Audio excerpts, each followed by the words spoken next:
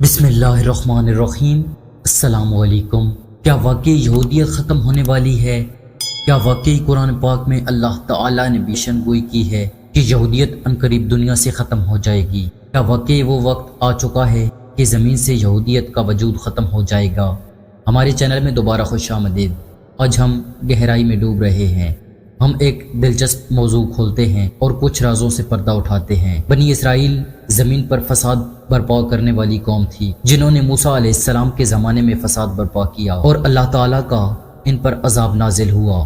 قرآن کریم میں اللہ تعالیٰ فرماتا ہے کہ اسرائیل زمین پر 2 مرتبہ فساد برپا کرے گی اور دونوں مرتبہ فساد ان کی تباہی اور بربادی کا باعث بن جائے گا۔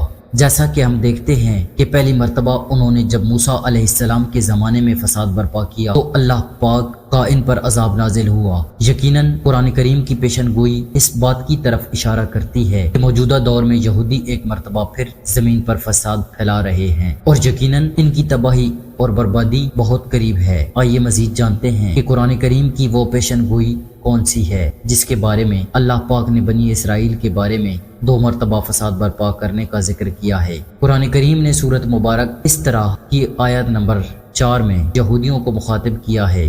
ترجمہ: اور ہم نے بنی اسرائیل کے لیے کتاب میں حکم دیا کہ تم زمین میں 2 مرتبہ فساد برپا کرو گے اور تم ضرور بڑے تکبر کو پہنچاؤ گے۔ اس آیت کو اکثر بنی اسرائیل کو زمین میں فساد پھیلانے اور تکبر کرنے کے رجحان کے بارے میں تنبیہ کے طور پر تعبیر کیا جاتا ہے۔ یہ اسرائیل کے لیے جدید سیاسی وجود کے طور پر ختم ہونے کی پیشن گوئی ہے۔ آئیے اس آیت کے سیاق و سباق میں تھوڑا گہرائی سے غور کرتے ہیں۔ سورۃ الاسراء، جسے سورۃ بنی اسرائیل یا باب بنی اسرائیل کے نام سے بھی جانا جاتا ہے، بنی اسرائیل کو دی گئی تاریخ اور رہنمائی کے مختلف پہلوؤں کو بیان کر دیا جاتا ہے۔ آیت نمبر 4 میں اللہ تعالیٰ بنی اسرائیل کے لیے ایک تنبیہ کا حکم دیتا ہے۔ انہیں زمین نے فساد برپا کرنے کے لیے رجحان سے خبردار کرتا ہے۔ آیت میں بتایا گیا ہے کہ بنی اسرائیل زمین پر ایک بار نہیں بلکہ 2 بار فساد برپا کریں گے۔ اس کی تشریح ان تاریخی واقعات سے کی جا سکتی ہے جہاں بنی اسرائیل نے راہ راست سے ہٹ کر معاشرے کے امن اور ہم آہنگی کو درم برم کرنے والے کاموں میں مصروف ہو گئے ہیں۔ پوری تاریخ میں بنی اسرائیل کو اپنی خطاؤں کے نتائج کا سامنا کرنا پڑا، جس کے نتیجے میں مشکلات اور جلاوطنی کے اعتبار کا سامنا کرنا پڑا۔ آیت بنی اسرائیل کو مغرور یا حد سے زیادہ متکبر بننے کے بارے میں خبردار کرتی ہے۔ مزید بدعنوانی اور ناانصافی کا باعث بن سکتا ہے۔ یہ ایک یاد دہانی کے طور پر کام کرتی ہے کہ غرور اور تکبر وہ خصلتیں ہیں جو زوال اور الہی عذاب کا باعث بن سکتی ہیں۔ مجموعی طور پر یہ آیت تمام انسانیت کے لیے ایک اخلاقی سبق کے طور پر کام کرتی ہے۔ جمع عاجزی، راست و بازی اور احتساب کی اہمیت پر زور دیتی ہے۔ یہ بدعنوانی اور تکبر کے نتائج کو اجاگر کرتی ہے، جبکہ آغاز سے اور خود اصلاح کی حوصلہ افزائی کرتے ہیں۔ سورۃ الاسراء اہل ایمان کے لیے حکمت اور رہنمائی سے بھری ہوئی ہے، جو بنی اسرائیل کی تاریخ اور اسباق اور حالیہ رہنمائی کے ساتھ ان کے تعامل کی طرف متوجہ ہے۔ یہ آیت انسانی رویے کی چکرا نوعیت اور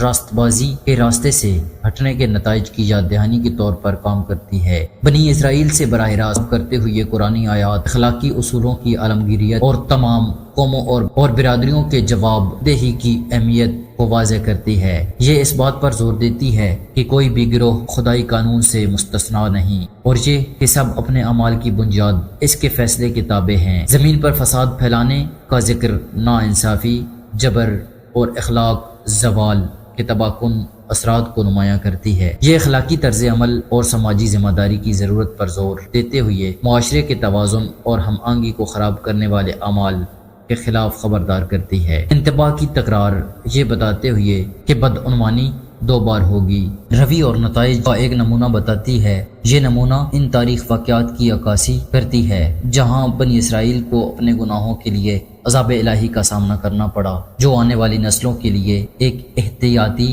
کہانی کے طور پر کام کر رہی ہے۔ یہ آیت بدعنوانی کے نقصانات کو اجاگر کرنے کے ساتھ ساتھ تکبر اور غرور کے خطرات کو بھی بتاتی ہے، عظیم گورنمنٹ کے خلاف خبردار کرتی ہے اور خود اراسی کے روحانی خطرات کے دہانی کے طور پر کام کرتی ہے، عاجزی اور خود آگاہی پر زور دیتی ہے۔ مجموعی طور پر یہ آیت غیر اخلاقی اسباب کو سمیٹتی ہے جو وقت اور ثقافت میں کھجتے ہیں۔ یہ بدعنوانی اور تکبر کے تباہ کن نتائج سے خبردار کرتے ہوئے خود شناسی، احتساب اور عاجزی کی حوصلہ افزائی کرتی ہے۔ یہ ایک یاد دہانی ہے کہ حقیقی کامیابی راست بازی اور الہی رہنمائی کی اطاعت میں ہے۔ چاہے کسی قومیت کا آپس سے منظر کچھ بھی ہو، سورۃ اسراء کی آیت قرآن کے اندر رعایت شدہ لازوال اخلاقی اصولوں کے ایک پرجوش یاد دہانی کے طور پر کام کرتی ہے۔ یہ الہی رہنمائی کی آفاقی نوعیت اور تمام افراد اور برادریوں کے ان اعمال کے لیے جواب دہی کو واضح کرتی ہے۔ بنی اسرائیلی کی احتیاطی کہانی کے ذریعے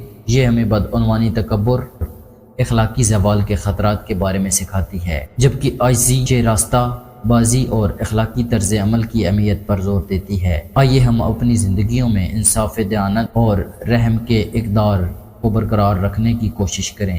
یہ ہم اپنی برادریوں اور معاشرے میں مثبت کردار ادا کرنے کی کوشش کریں۔ ہم آنگی اور سب کے لیے فلاح و بہبود کو فروغ دیں۔ آخرکار قرآن کے اسباق پر دھیان دیں۔ ہمیں ایک ایسی دنیا بنانے کی تمنا کر سکتے ہیں جس کی رہنمائی راست بازی سے ہو، جہاں آنے والی نسلوں کے لیے امن اور انصاف قائم ہو۔ امید کرتا ہوں یہ ویڈیو آپ دوستوں کو پسند آئی ہوگی۔ مزید ایسی ویڈیوز دیکھنے کے لیے ہمارے چینل کو سبسکرائب کریں اور ساتھ میں موجود گھنٹی کے بٹن کو ضرور دبا دیا کریں تاکہ ہماری ہر نئی آنے والی ویڈیو سب سے پہلے آپ تک پہنچے۔ مجھے دیجیے اجازت، سانسوں نے وفا کی، تو اگلی بار ایک اور ویڈیو لے کر آپ کی خدمت میں حاضر ہوں گا۔